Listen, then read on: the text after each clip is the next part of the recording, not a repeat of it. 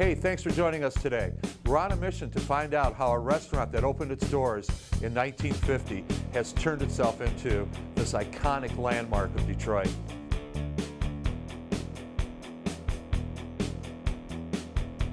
Scotty's Fish and Chips has a long history dating back decades. I asked the current owner, Harry Barber, to give us a story. Well, the restaurant started here in 1950. Mr. Simpson, the original owner, had a butcher shop in Log Cabin in Puritan.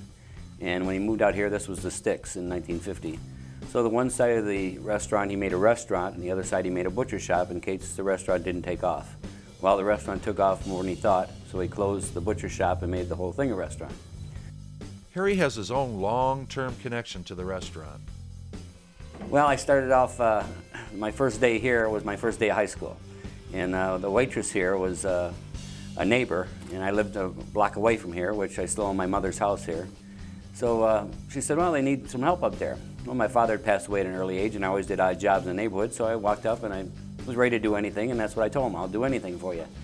And they said, great, we like your attitude, we'll hire you.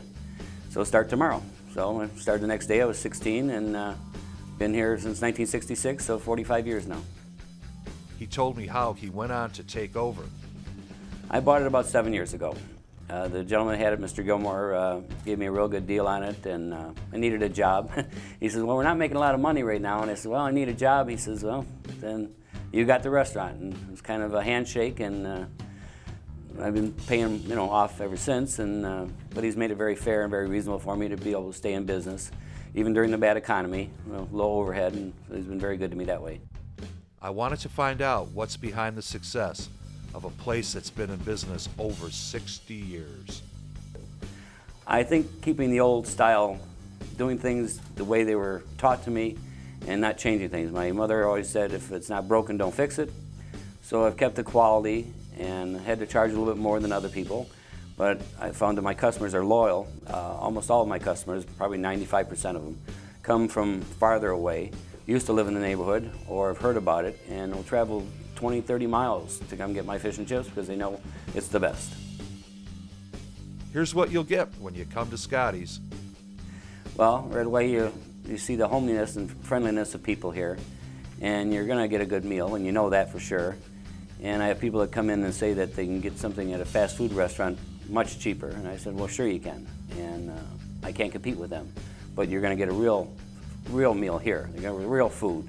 There's no mixed up fish, and there's no frozen stuff.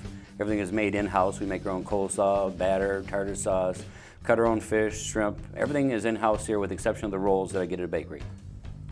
I was curious to know what Harry finds most satisfying about the job he has. Oh, making people smile. I mean, I've always said the restaurant business is for a certain class of people, just probably like it is for police officers or firemen or doctors and nurses. If you don't like what you're doing anyway, you're not going to do it well. But the restaurant business is very time demanding. You spend a whole lot of hours, more hours than people really believe that you do. And your biggest satisfaction is not the money because the paycheck's not that huge. But you do make a decent living, and you see the smile on people's faces, and it's very rewarding. That's why I've always stayed here. Okay, Harry, let's show everybody how it works here today, okay? Okay, well right now we're cutting grilled and baked. We use the whole fish, it's fresh fish in that. On this we try to use about a 10-ounce piece. This is a little bit bigger, and it's a little fat in the end, so we'll trim it a little bit off. Well, if I take a regular fillet like this, I'll cut it up into approximately 3.5 to 4 ounce pieces. In the same way I'm looking at it all the time that I'm cutting it, I fillet it out a little bit by butterflying it, and then check to make sure that there's nothing in there like we did before. Alrighty. And I try to make everything even. I try to make sure everything is the thickness, desired thickness that we like, and for the serving size that we serve. So that's basically what I do just about every day, is go through, cut fish, and I do shrimp, and we cut our own French fries. Now, how many pounds of fish a week? Well, it depends. During Lent, it could be up to 500–600 pounds a week. During the season now, a couple hundred. But things have been on and off. When it's really cold around here, things slow down for everybody. Right. When things get a little bit better, it's a little bit better for us too. And the fish start rolling. And the fish start rolling.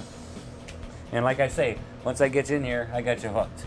Okay, now that we've learned about how to cut and fillet fish and how to candle it, Harry's going to show us now how he deals with the shrimp. So, Harry? Okay, well, we started it earlier, and we start with the peeling. We peel the shrimp by sticking your thumb in there and peeling it back, taking the shell away. Leaving tail on. Leaving the tail on, yeah, it makes it prettier. Some people even eat the tail, but yep. I'm not a big fan. It's got a bit of a crunch, it's all right. Yeah, exactly. And with the batter on it, it's got a nice little taste. There you go. And then we devein it. So, the shrimp we're using today are 1520s, right? Right, you are. Okay, so tell everybody what a 1520 is. 1520 is 15 to 20 a pound. So we're getting almost a whole ounce out of each piece of shrimp. Oh yeah, there's a whole lot there. Then we slowly devein it. We try to cut it in the middle, not cutting the tail off. And when you open it up, you've butterflied the shrimp. And you slowly take the vein part out, and there you've got your shrimp. No mud vein, clean shrimp. Right. Thanks for joining us at Scotty's Fish and Chips. Come on down, we're on Fenkell, 2 blocks west of Lasser, and thanks for joining us and dining in the D.